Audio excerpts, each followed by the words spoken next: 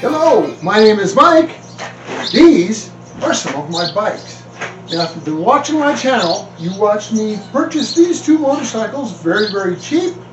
I got them both running at some point, only to find the better looking, more complete of the two has an engine problem, whereas the uglier one actually runs pretty good. So if you saw my other videos, I also made an important decision. You see, I decided instead of just taking all the pretty parts off of this one and putting them on this one, I was going to do something I don't typically do. I was going to change this bike from a street bike into a dual sport adventure bike thing by putting the wrong parts on it. That part I'm pretty good at. So in this episode, I'm simply going to throw a bunch of parts at this bike that don't belong on it.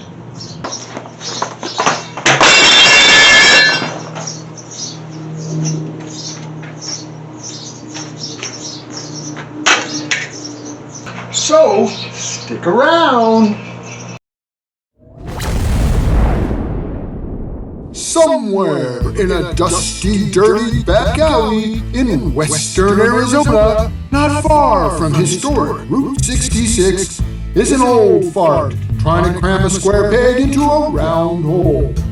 He'll work on anything, just as long as it's got at least two cool wheels.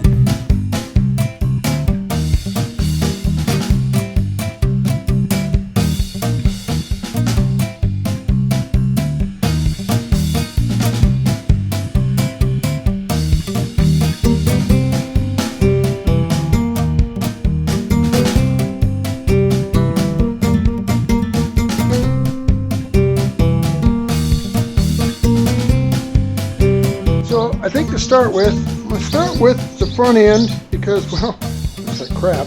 But among other things, that's where a large amount of the modifications need to be made.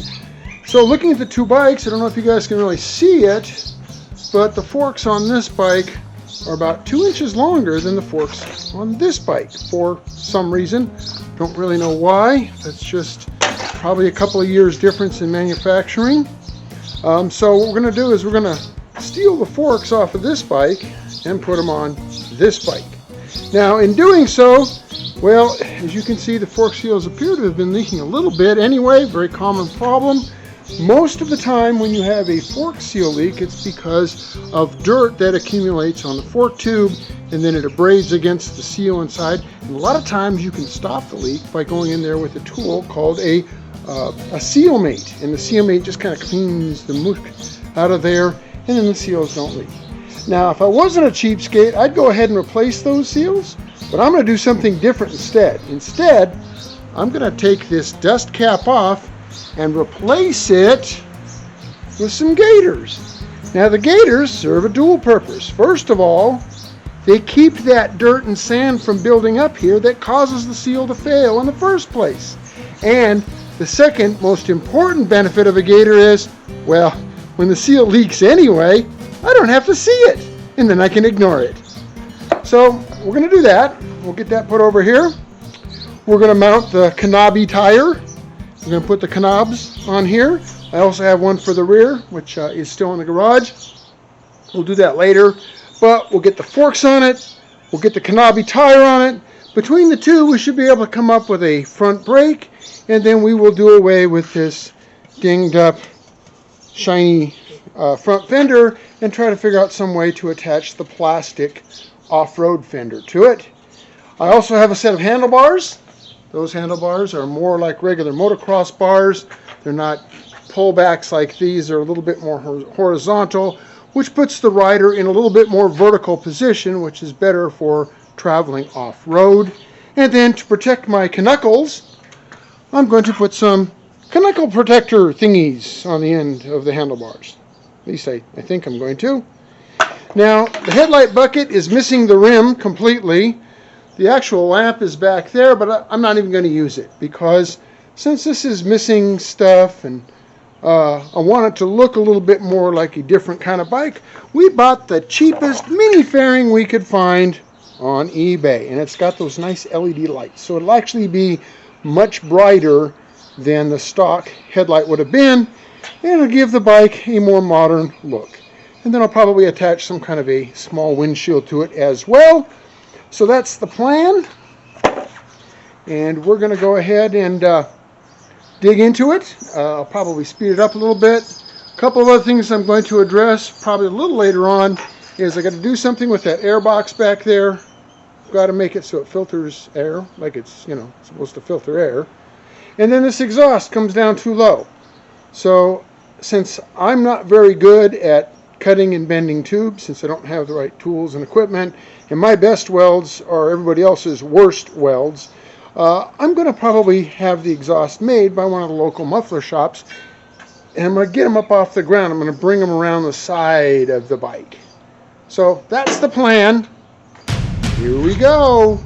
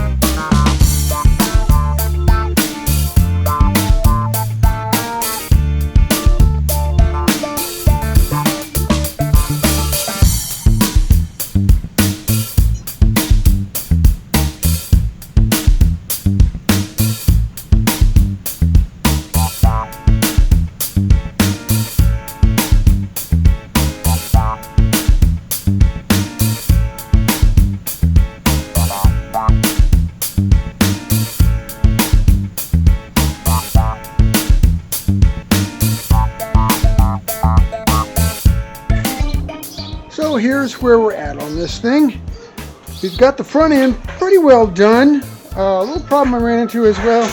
Look at the front wheel, it's off to one side a little bit. I played with the Triple T, not real sure why it's like that. Let's see if I can straighten it better in a minute. Got this fairing mounted. I haven't connected the wires for the lights yet, but it seems to do the job pretty well. I made a very simple mounting bracket out of some scrap aluminum I had laying around so I could attach it to the original headlight mounting bracket. I've got one knuckle protector in place. The other side, well, I ran into a little interference problem with the brake master cylinder, so I'm going to look into getting a different brake master cylinder. When I had it apart, I pulled the Triple T off because I wanted to get in there and put some fresh grease in those bearings. Now I was fully expecting to see a set of roller bearings or tapered bearings. Nope, they were ball bearings, and they weren't in a cage. They were individual ball bearings, which of course scattered all over the place. And then a couple of them got down inside the neck here, and between the lower Triple T and the neck, they were kind of wedged in there. And I played hell trying to get them stupid bearings out, and of course I was missing quite a few. I don't know if I even had the original correct number to begin with. It turned real stiff, so I'm suspecting they were missing to begin with. So I went down to the hardware store, and fortunately they actually have just loose ball bearings. So I bought a dozen ball bearings. I got a few leftovers now for future use. So now the front end steers nice and smooth. So here's the front end. I'll get a master. Next step, well, I'm going to jump back here. I'm going to pop them carbs off again and try to get that airbox out. And then I'm going to, of course, going to come back here, mount the rear tire, and then I'm going to remove this chrome fender here. And I've got a plastic piece I'm going to put on there in its place.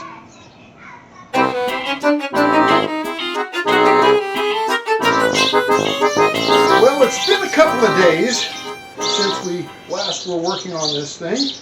Actually, over the last couple of days, I actually did a little bit of work on this project. But the reason it hasn't been captured on video is because, well, it's been really windy. And if you watched my previous videos, well, you saw that the wind was pretty good at smashing my cameras. So to keep the damage to a minimum, I just did a few things off camera to get it kind of caught up where it needs to be. If you remember a minute ago, the previous part of the video, I pointed out that my wheel was off to about a 30-degree angle from the handlebars. Well, I went kind of crazy trying to figure out why that was. I thought I had a bent fork. I checked my forks. They were fine. The axle was good. I was scratching my head. And what it turned out to be was the lower Triple T. Now, what are the odds of bending that much cast? I don't know. Somebody must have dumped this bike and hit it pretty hard, because, well, when I swiped it out of my parts donor over here, it worked just fine. Now my front end is nice and straight, and it's just kind of fortunate that I had this other bike to steal parts from. The other reason that I haven't been recording over the last couple of days is because, well, my back isn't doing what it's supposed to do, and that's from all the bending over and working on the bike. Well, you know, when you get to be my age, it didn't work so well. Yeah, I got the old spine squeezer on today. Hopefully it'll help me long enough to get a little bit more work done on this project, because I really do want to finish this video, but it seems like I've had setback after setback. When I went to replace that lower Triple T, all those little roller bearings scattered all over the place. I spent more time running around with a magnet, picking up roller bearings and putting fresh grease on them than I did actually putting the parts back into the bike. Those, and they're pain in it. But we got her done. So let's get that tire put on. Our parts donor bike is looking a little rough. That's because it's, well, missing more and more stuff. Kind of what I wanted to point out was, well, these are the boots that go between the airbox, which is right here, and the carburetor, and they kind of notch into there. The problem is they stick out so far, it's real hard to get the carbs past them, and then you struggle like heck to get this around the opening in the carburetor. When they're new, they're really soft and spongy, and they're real easy and flexible to move. But when they've been around a while, they're stiff, and you fight them, and you fight them, and you fight them, and they usually win. So what I did is I used the old hot knife method, and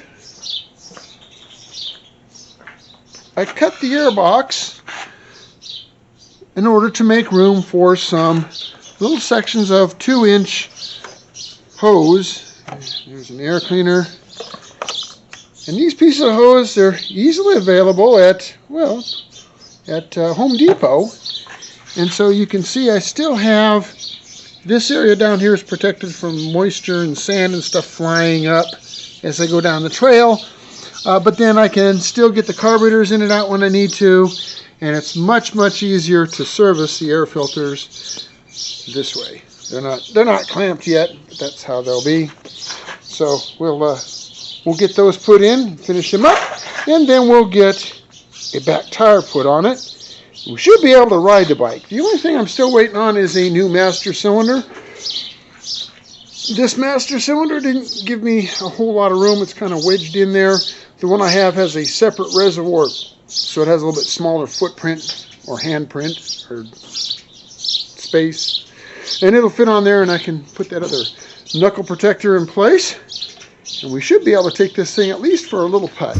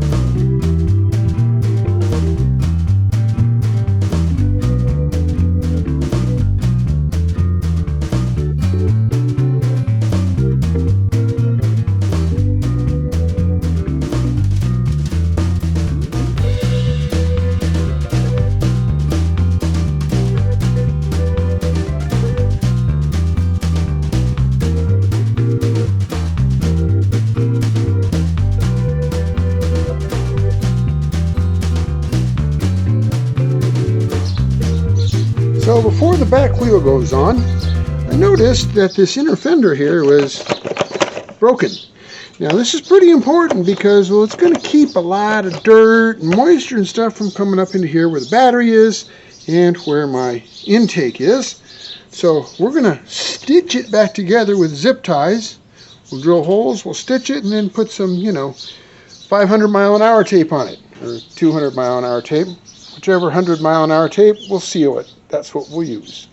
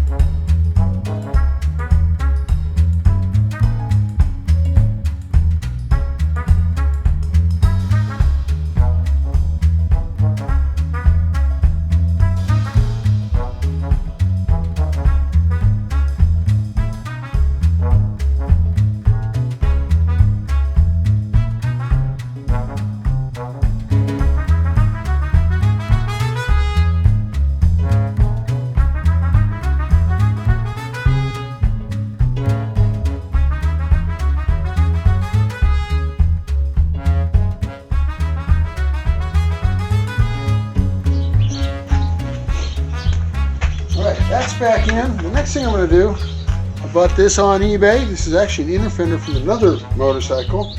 We're going to make this our back fender. I'm going to notch it here so it goes around the frame, and we can bolt it right into these two holes here, and it should give it a kind of an off-roadish look. So that's next.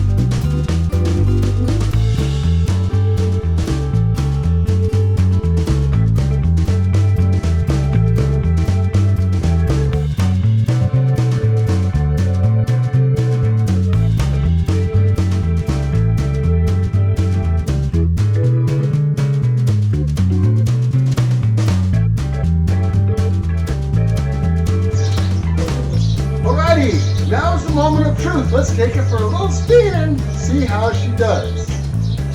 Are we ready? A little bit of choke.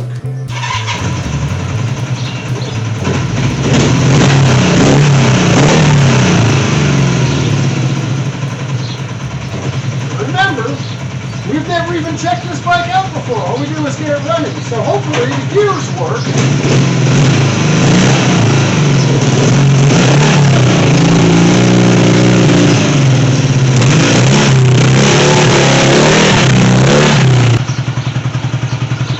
Real sketchy.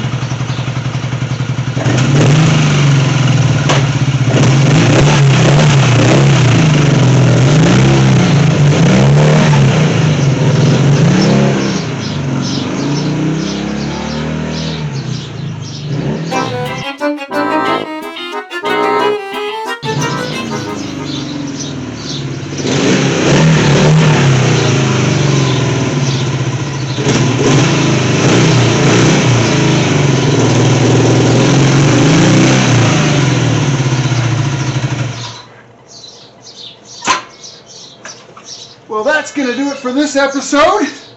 Come back at our next episode when we fix the clutch. Did all that stuff, and clutch is no good. Never ends. Anyway, guys, thanks for watching. Don't forget to like, subscribe, and share. And come on back to the next episode.